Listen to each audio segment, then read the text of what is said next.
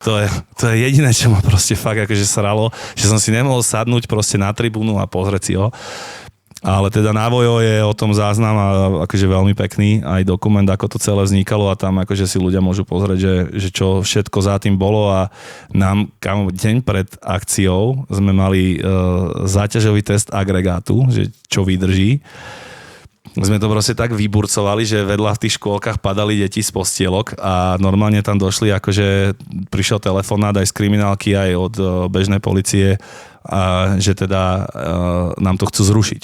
Že sme akože prepálili tú hranicu a že to akože neexistuje. Čiže my sme ešte deň pred koncertom mali takú výzvu, že sme museli s políciou vyrepovať, aby nám to dovolili robiť, lebo ak by sa to nestalo, tak s tými peniazmi natlačenými v produkcii, plus s tým, že by sme museli vrácať peniaze za lístky, tak by sme boli, že 3 mega v mínuse. Čiže akože extrémne peklo.